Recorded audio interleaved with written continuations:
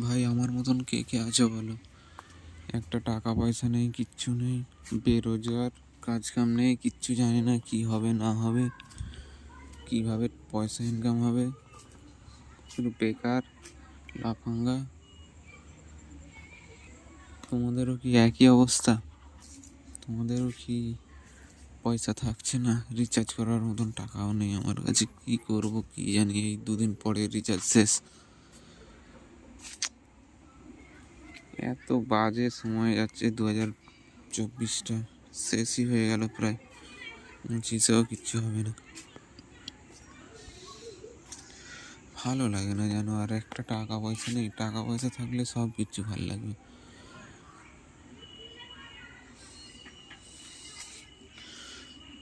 কি হবে কি জানি, এইভাবেই যেন জিন্দগিটা ঝান্ড বলে না, সেই হয়ে গেছে পুরো।